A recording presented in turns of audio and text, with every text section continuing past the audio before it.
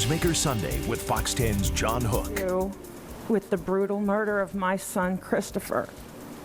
And I did not give a confession to Mr. Soldati. I always believed this day would come.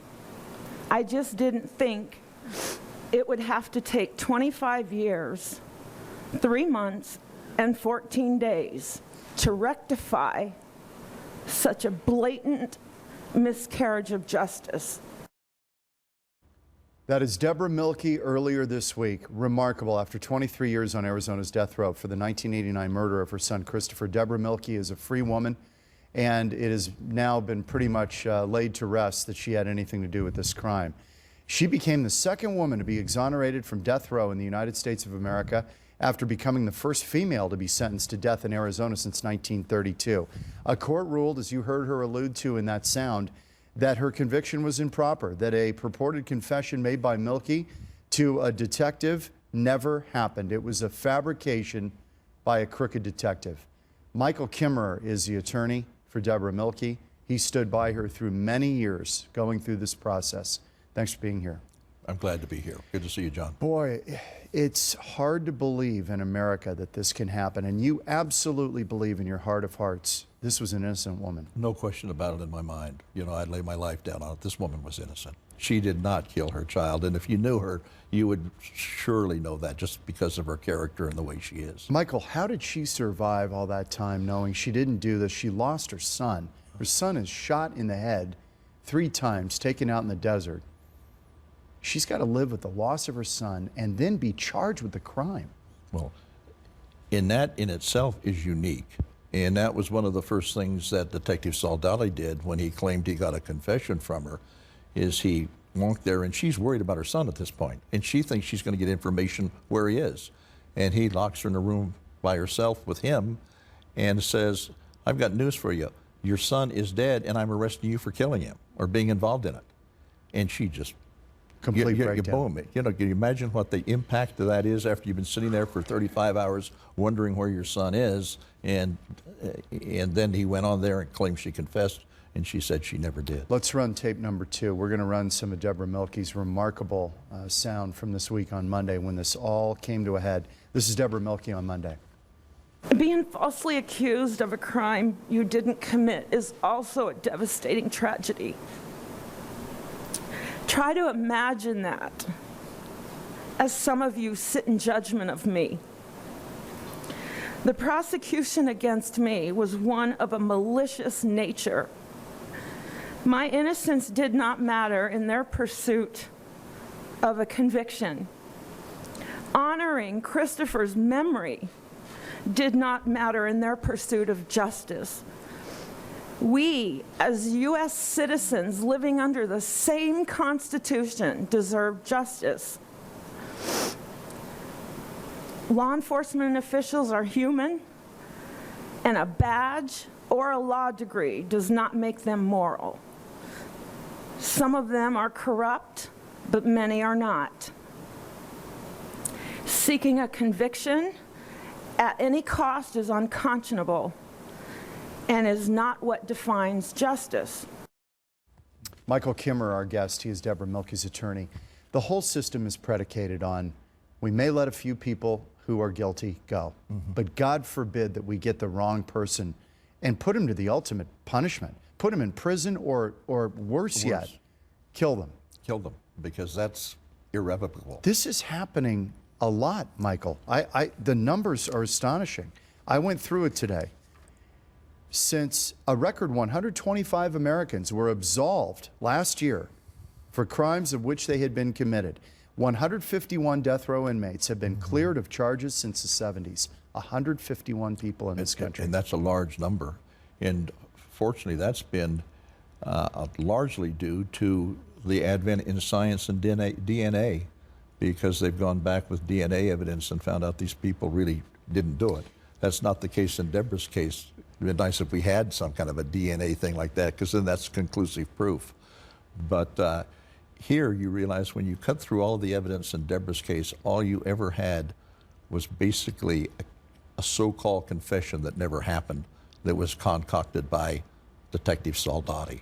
who had a history of being such a crooked cop. I want to bring people up to speed on that fact. This is because there is a civil suit pending to try to, in some way, make Debra Milke whole again. This is tape number 11. This will give you some of the background of what happened. The lawsuit filed by Debra Milke's attorneys claims she spent nearly 23 years on death row for the murder of her 4-year-old son Christopher in 1989, all based on a fabricated confession by Phoenix police detective Armando Saldate, seen in this file video walking Milke to a police car. The suit says Detective Saldate had a long history of lying under oath and coercing confessions, and that Saldate attempted to use his unwitnessed, unrecorded interrogation to coerce a confession from Milke based on a hunch that she must have been involved in the crime. The suit says Saldate was the first person to tell Milke her son was dead, saying, "We found your son, he was murdered, and you're under arrest." Her attorneys say in the interrogation room alone with Saldate, Milke kept insisting she was innocent and asking for a lawyer. But Saldate fabricated a confession reporting Milke admitted to arranging her son's brutal murder. The suit also alleges the Phoenix Police Department manipulated the evidence to fit the fabricated confession. Milke's attorneys say she never confessed to Detective Saldate and that no other evidence directly implicated her in the crime. The confession was the basis for the jury's guilty verdict, which sent Milke to more than 2 decades on death row. Michael Kimerer, our guest.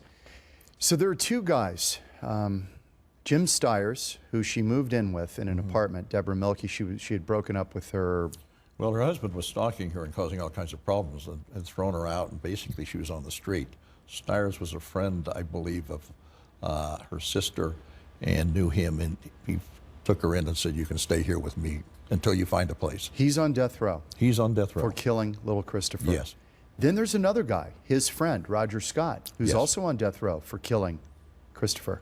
Who actually killed Christopher? That's a good question, and I guess you could say there are two schools of thought. Even with my co-counsel, sometimes we go back and forth as to who really did it. And this is all speculation. I think it was Scott. Other people think it was Stiers. Why did they not testify when Debra Milke was in the middle of all this?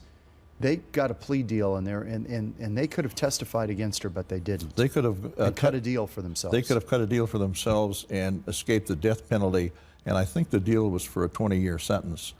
And they went to Scott because Stiers has always said she had never had anything to do with it. He said that. Always from the beginning, that she had absolutely nothing to do with this. And Scott got manipulated by Saldate in his interrogation to kind of bring her into the whole thing. But when they got to Scott and asked him if he wanted to testify, he says, "I really don't want to because it wouldn't be the truth." And so he did not accept the deal. And even he felt she'd suffered enough. She'd lost her son, and then she was facing the death penalty.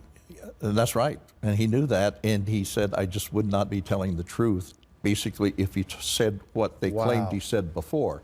And when you cut through what he said, the only thing he ever said is this is what Stiers told him, so it was really hearsay. He had no really firsthand evidence of Debra ever saying anything.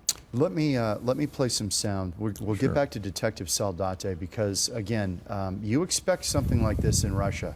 You don't expect it in the United States. A false confession, if that's what happened, and that's what everybody seems to now agree.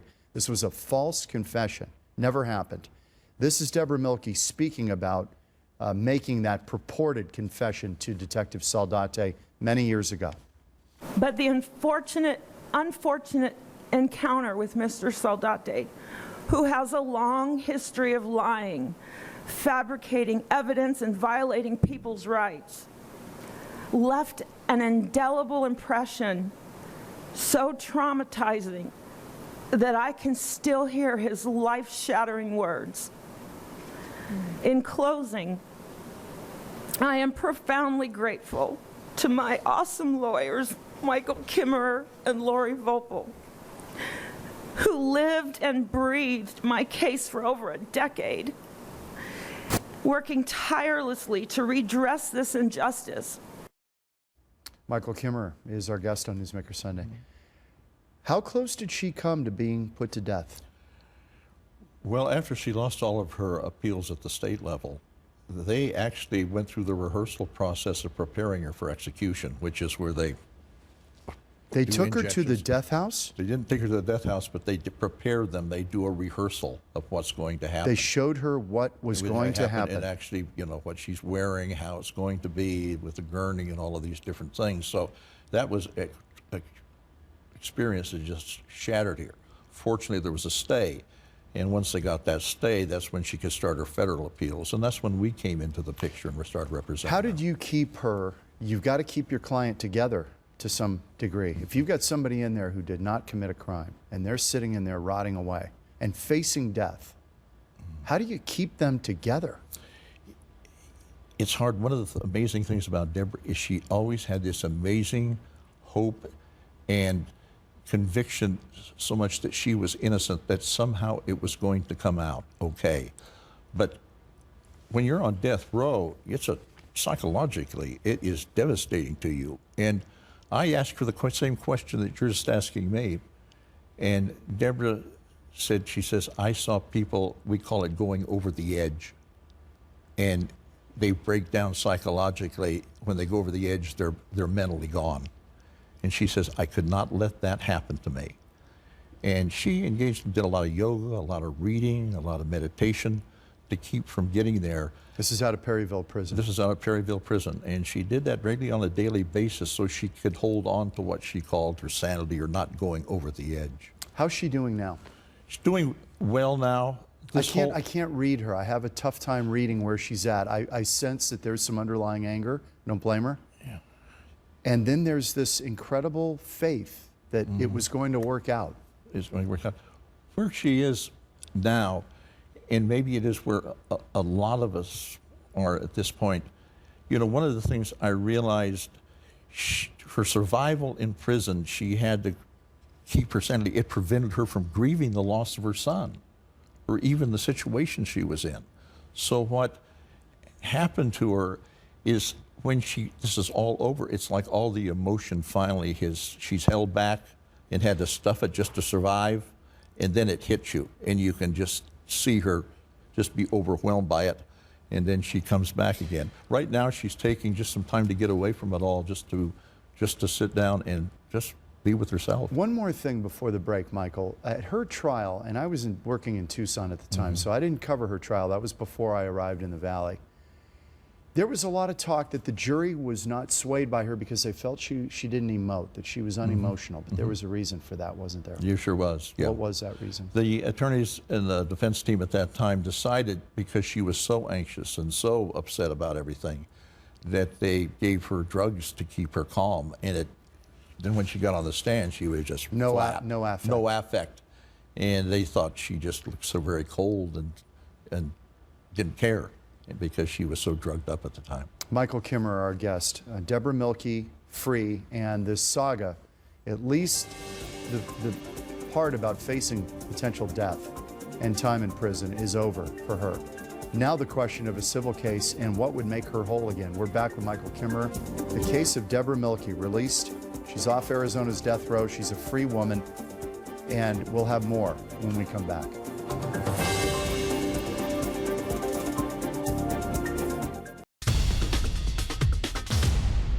Someone in this room may identify with the pain of the loss of a child, but I'm quite sure you don't know what it feels like to be accused by the authorities of contributing to it. My little son, Christopher, meant everything to me, and I love him with all my heart. I miss him terribly, and I think of him every single day. He was such a sweet and affectionate child. Debra Milke and her attorney, Michael Kimerer, is with us this week on Newsmaker Sunday. She is only now really beginning to grieve for the loss of her son, Really Christopher. just starting now, because she stuffed that all the time when she was in prison, because she had to do that just to survive in the system. When you weren't there at the very outset of this, when this false confession was given to Armando Saldate, did she protest right from the get-go and say, hey, look, I never confessed to this guy? Because it was that confession that put her away. There was no other evidence. That was really the direct evidence. she, from the very first time she even heard, and someone told her she confessed, said, I never confessed. And that was with Paul Hubel, who went to visit her at the jail right after she'd been arrested, and asked her about a confession. She says, what do you mean confession? I never confessed. And that was the first time she had heard that the information was out that she had confessed to being involved in the death of her son. She wasn't familiar with the justice system particularly. Not at all. So at that point, does she think, certainly they're going to figure this out. Somebody's going to figure out that this is all crazy. And then all of a sudden she's being led out of a courtroom and taken out to Perryville. Yeah, and that's what she couldn't believe, because she really had a belief in the system that, you know, if you're innocent, you're not found guilty. And here she is, and she thinks, when are they going to let me go because I'm innocent?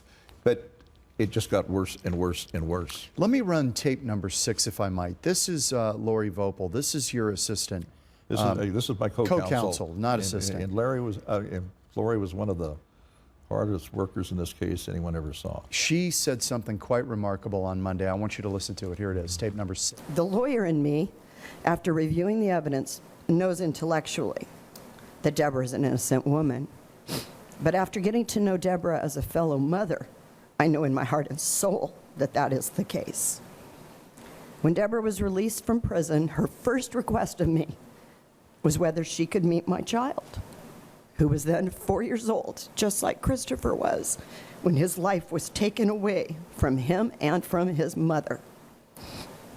When I took Debra's hands and I told her I would be honored for her to meet my child.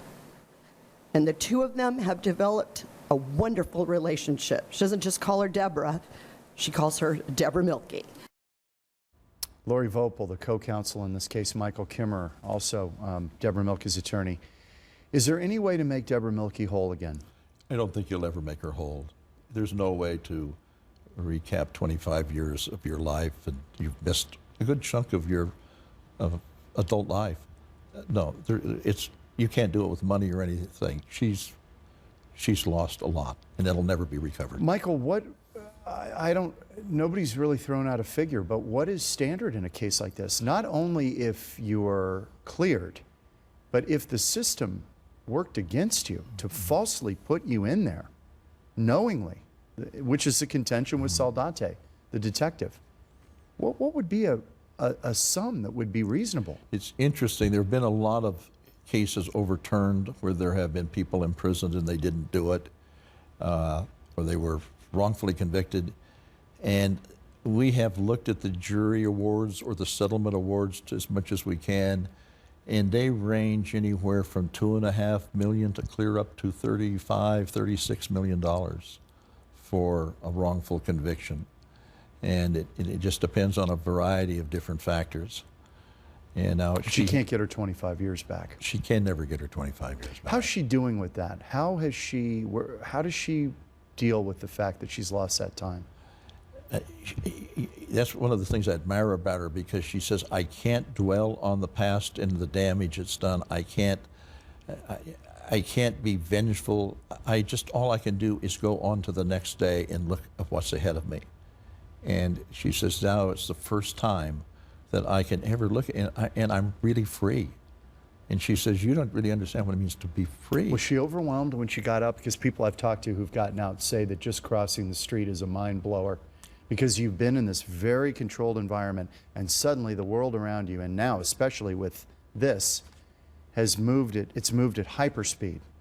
Oh, yes, it has. What was the amazing thing is we did probably, and I haven't seen another case, she was on death row, and because of the reversal by the Ninth Circuit, coming back to make a determination whether the county attorney's office wanted to retry her again, the trial judge that assigned the case let her out on bond. That's unheard of in a death row case.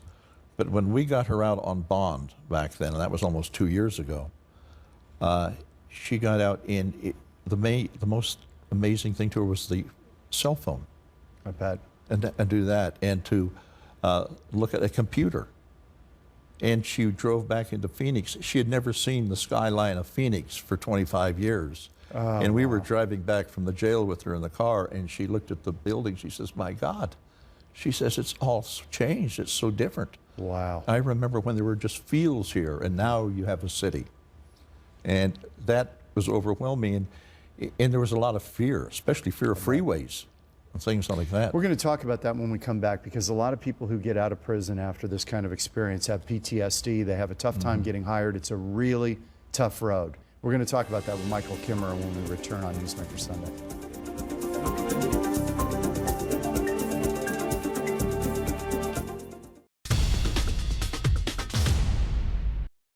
I don't feel happiness. It's a relief, yes. The victory is bittersweet. My son's gone, my mother's gone, and so I just asked the question, now what? So I really don't know.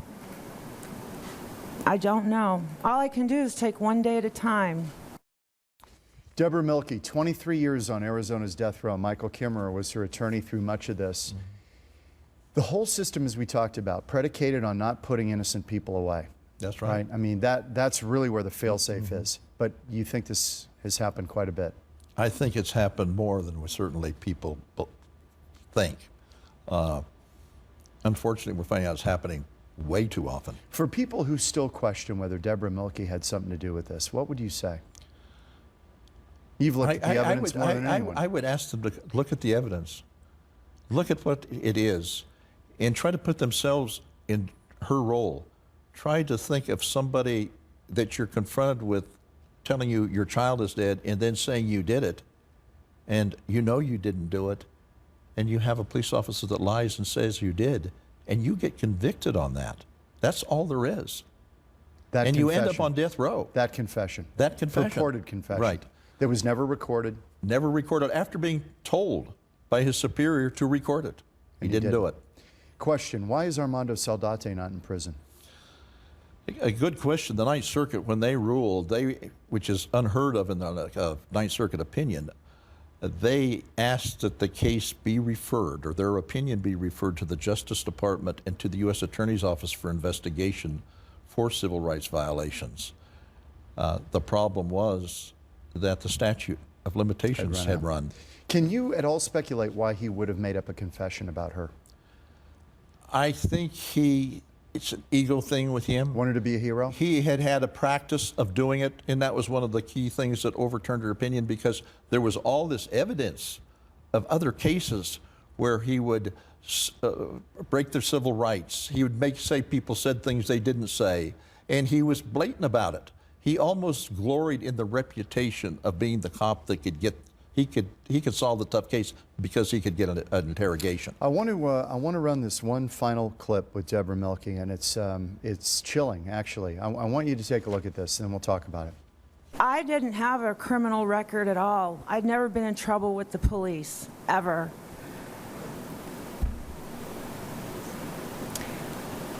I didn't break the law. I never thought in a million years I would see the inside of a jail, but I did. It happened to me, and really it can happen to any one of you. It really can. So these people with power, they shouldn't be allowed to abuse it. Michael, thoughts? I hear that, and it's scary to think that in a case like Debra's, you could end up on death row just on a he said, she said situation, and they believe a police officer, which back then, your chances in a trial, they always believe what the police officer says. Did she ever take a polygraph? She did take a polygraph, and she passed it, but it never was able to be used. They didn't let it into the evidence. And that didn't sway anybody to say, we need to take a look at this Saldate. No, everything was focused on convincing, because a confession is like, that's what solves the case. That's the big thing. Why did he even think that she was involved from the get-go? The claim was that he said while he was driving out with Scott to find the body that Scott said something that he said, aha, this is the reason.